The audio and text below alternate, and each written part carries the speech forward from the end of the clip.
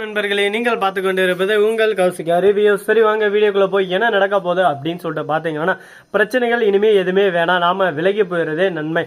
எந்த ஒரு பிரச்சனையும் இனிமே நானும் பண்ண மாட்டேன், நீங்களும் பண்ண வேணாம். உங்களுக்கு எப்ப என்னோட தேவை இல்லை, இவளை வீட்டை விட்டு துரத்தலாம் அப்படின்னு சொல்லிட்டு நீங்க நினைக்கிறீங்களோ, அடுத்த செகண்ட் நீங்க என்கிட்ட சொன்னா போதும், நானே அந்த வீட்டை விட்டு போயிடுறேன். அதுக்கான அக்ரிமெண்ட் போட்டு வைக்கணும் அப்படின்னு சொன்னாலும் நான் போட்டு வச்சுறேன். இல்லை, இவ சென்டர்ல மனசு மாறுவாடா, அதுக்கப்புறம் நம்ம இந்த வீட்டை விட்டே போக மாட்டோம் அப்படின்னு சொல்லிட்டு உங்களுக்குள்ள என்ன இருந்தா அதையும் சொல்றீங்க விஜய் அப்படின்னு சொல்லிட்டு மூஞ்சில் அடிச்ச மாதிரி ஒரு பக்கம் அப்படியே பளிச்சு நடிக்கிறாங்க நம்ம மல்லி. இந்த மாதிரி சொல்றதுக்கு அடிச்சுட்டுக்கலாங்க. மறுபக்கம் நம்ம ரஞ்சிதோ ராஜேஸ்வரி, உங்களுக்கு ஒரே சந்தோஷம், ஆனந்தம். ஆனா அவ்வளோ பெரிய ஆனந்தம், எப்படியோ வாழ்க்கையில பெருசா கொடிக்கட்டு பறந்துட்ட மாதிரி வாழ்க்கையில பெருசா கிழிச்சு தள்ளிட்டு மாதிரியும் ஆனந்தங்க. இதுக்குடா அந்த மானகட்ட பொழப்பு, ஒரு குடும்பத்தை பிரித்து அவங்களுக்கு காசை வச்சு குளிர்காயின்னு நினைக்கிறேன் நம்ம ராஜேஸ்வரி. எங்க எப்படியான புருஷ முன்னாடி பிரிச்சுட்டு சென்ட்ரல் நாம தூந்துலான்னு நினைக்கிறேன் ரஞ்சிதம். எங்க இந்த ரெண்டு கேடுகட்ட கேரக்டர் ஊட்ட விட்டு துரத்துனா எல்லா பிரச்சனையும் ஒரு பக்கம் ஸ்மூமா அழகா நைஸா போவாங்க. ஆனால் அதை பண்ண மாட்டேன்றாங்களே. சரி விடுங்க, இது ஒரு பக்கம் இருக்க. மறுபக்கம் என்ன நடக்குதுன்னு சொல்லிட்டு பார்த்தேன். விஜய் எந்தன்னு உக்காண்டே நிலாவை வெட்டத்தை ஆன்னு பார்த்துன்னு நம்ம என்னடா பண்ணோம், நமக்குன்னு ஒரு மனைவி, நமக்குன்னு ஒரு குழந்தைன்னு சொல்லிட்டு சந்தோஷமா இருந்தோம். அதெல்லாம் மனைவி போயிட்டா. இப்போ புதுசா வெண்பாவுக்குன்னு ஒரு அம்மா வந்து எனக்குன்னு ஒரு தாயானா அது இருப்போம். அவளும் என்னை விட்டு போக மாதிரி இருக்கே. எல்லாம் நாம பண்றதுதான், தேவையில்லாம வாய் வார்த்தையில நம்ம அதிகமாக விட்டுறோம். வார்த்தையில கொஞ்சம் கண்ட்ரோல் பண்ணோம் அப்படின்னு சொல்லிட்டு விஜய் நினைச்சுன்னு இருக்காரு. விஜய், நீங்க வார்த்தையில கண்ட்ரோல் பண்ண வேணாம், வார்த்தைகளை விடுங்க, தப்பு இல்லை.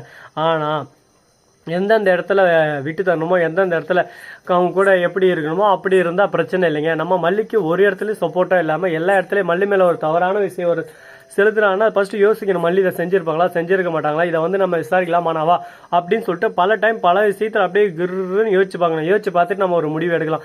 எதுவுமே யோசிக்காம இல்லை அவள் செஞ்சிருப்பா, எனக்கு தெரியும் அவள் செஞ்சிருப்பா அப்படின்னு சொல்லிட்டு உடனே நம்ம மல்லி மேலே ஆவேசப்பட்டா நம்ம மல்லி கோவம் வருமோ வராத சொல்லுங்க பார்க்கலாம். எந்த ஒரு பொண்ணாக இருந்தாலும் இல்லை பையனாக இருந்தாலும் கோவம் கண்டிப்பாக வருங்க. அதுதான் இங்கே பிரச்சனையாகவே இருக்குது. இந்த பிரச்சனைக்கு நடுவில் என்னென்னலாம் பண்ண போகிறாங்க, இதெல்லாம் பண்ண போகிறாங்கன்னு சொல்லிட்டு தெரியல.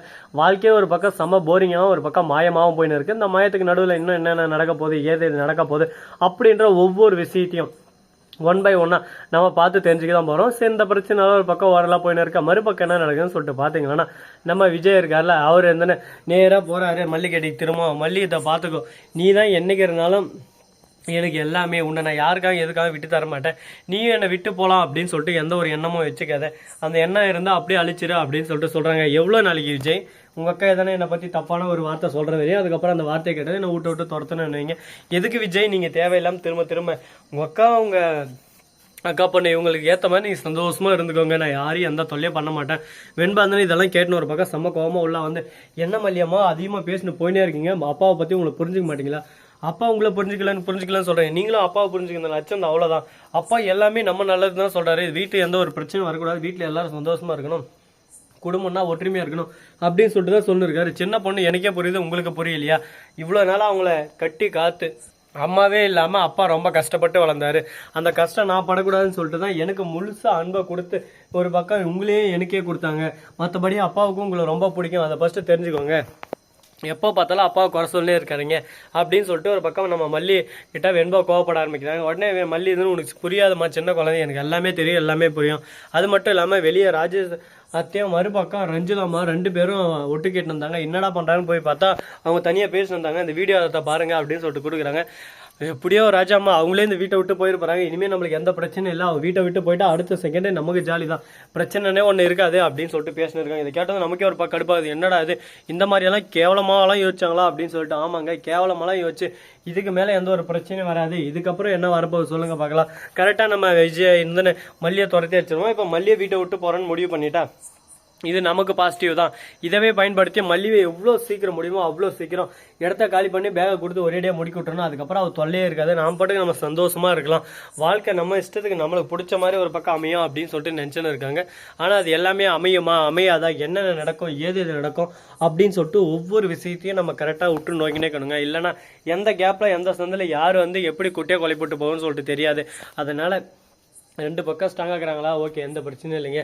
கரெக்டாக ஒரு பக்கம் வீக்காக இருந்தால் அந்த வீக்காக இருக்கிறவங்கிட்ட வந்து சும்மா டைலாக் எதுன்னு எடுத்து விட்டா உடனே எரியிற நெருப்பில் இன்னும் கொஞ்சம் பெட்ரோல் எடுத்து ஊற்றுன மாதிரி தகன்னு பற்றிக்கிட்டு எரிவாங்க. அந்த இடத்துல சரி எது தப்பு எதுன்னு சொல்லிட்டு பார்க்க மாட்டாங்க. ஆத்திரத்தில் எடுக்கிற எந்த ஒரு முடிவும் சரியாகாது. அதனால் ஆத்திரத்தில் யார் பேசினாலும் அதை வந்து நீங்கள் பெருசாக எடுத்துக்க தேவையில்லை. ஏன்னா அது ஆத்திரத்தில் வர்ற வார்த்தை.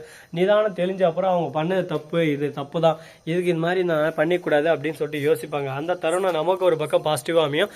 அதை பயன்படுத்தி நாமளும் ஒரு பக்கம் மேலும் மேலும் போயினே இருக்கலாம். சரி, எவ்வளவோ பிரச்சனை வந்துருச்சுங்க, அதெல்லாம் போட்டோம் அப்படின்னு சொல்லிட்டு விட்டாலும் அதே சமயத்தில் மறுபக்கம் என்ன நடக்க போகுது, ஏது நடக்க போகுது அப்படின்ற ஒவ்வொரு விஷயத்தையும் நீங்கள் தெரிஞ்சுக்கணும்னு நினைக்கிறீங்களா? அதுக்கு பண்ண வேண்டியது நீங்கள் 2 விஷயம் தாங்க. என்னன்னு சொல்லிட்டு பார்த்தீங்களா, இந்த வீடியோ உங்களுக்கு பிடிச்சிருந்தா லைக் பண்ணுங்கள், கமெண்ட் பண்ணுங்கள், ஷேர் பண்ணுங்கள், டிண்டிங் பெல்லை தட்டி விட்டு போங்க. அப்போ தான் நான் போகிற அடுத்தடுத்த வீடியோ உடனுக்குடன் வரும். மிக்க நன்றி. தேங்க்ஸ் ஃபார் வாட்சிங். Tata, see you. நன்றி, வணக்கம், வந்தனம், வருக தருக.